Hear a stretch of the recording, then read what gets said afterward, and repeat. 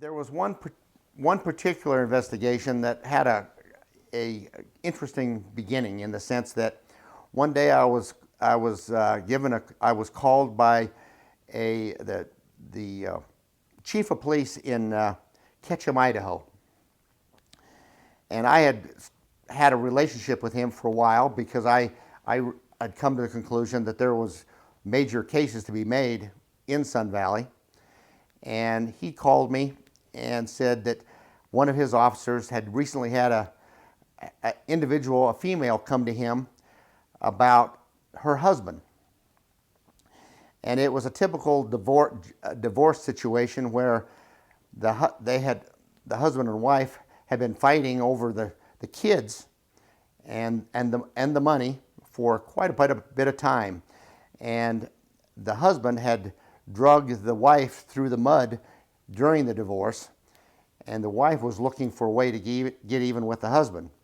So she came to the Ketchum Police Department to tell her story about why she was there and what her husband and she had been involved in for a number of years.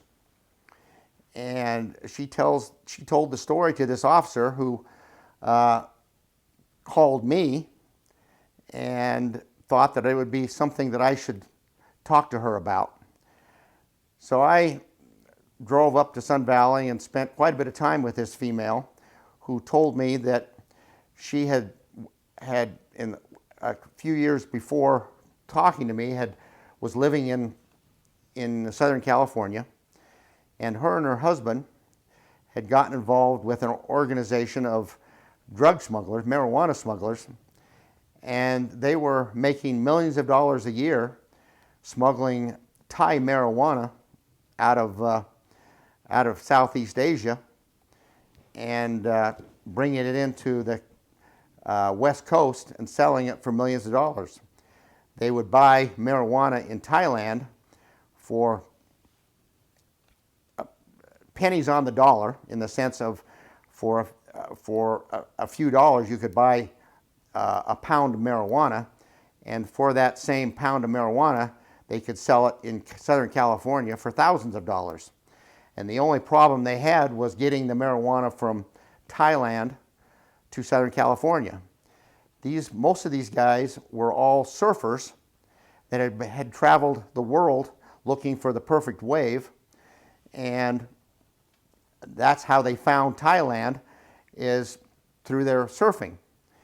And they realized that if they could find a way to get marijuana from Thailand to California, they could make a lot of money. And so, because their life was the ocean, they knew people that had sailboats. And so they quickly realized that a 50-foot sailboat, you could put a ton of marijuana on a 50-foot sailboat, and that few $1,000 investment in Thailand could turn into a multi-million-dollar investment in Southern California. So they started smuggling Thai marijuana from Southeast Asia to Southern California, and literally on one load of marijuana could make millions of dollars. And so this lady that I spoke to in Sun Valley told me the story that her husband was a builder by profession in Southern California, and had come in contact with these marijuana smugglers who were looking for ways to get rid of their money, to launder their money. And so they come up with the idea that these smugglers would give these large sums of cash to this home builder. This home builder would build homes in Southern California and sell the homes, therefore thereby laundering the money through the sale of homes that he would build. So he'd build the homes with the smugglers' cash, and then sell them and return the cash to the smugglers for a fee.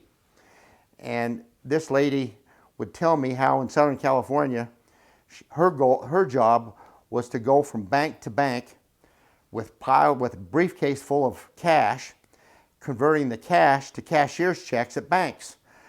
Back in those days, there weren't the kind of money laundering controls placed on banks that there are now. And she would go into a bank with a briefcase full of money and literally buy thousands of dollars worth of cashier's checks. She would take the cashier's checks back to her husband, who would use the cashier's checks to buy building materials to build the house. And these people were, her husband ended up being a major money launderer for these drug smugglers in Southern California. They realized that there was a better way to live than down in Southern California, because they liked the surfing world. And so that was the beginning of the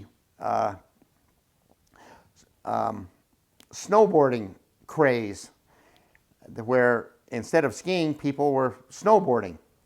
And so these surfers realized that they were a natural at snowboarding because they were surfers. So they moved to Sun Valley to snowboard and live.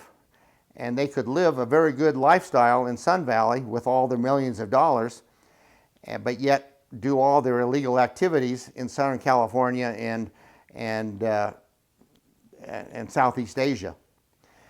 And so she told me the story of how she moved to Ketchum with her husband, and she continued to launder money by taking large sums of cash to various banks in Idaho. The only difference between Idaho and Southern California was there wasn't as many banks. So she had to do a lot more driving between banks than she did when she was in Southern California. She would go to Twin Falls, she would go to Gooding, she would come to Boise and do the same thing, but just required a lot more effort to launder, to convert cash to cashier's checks.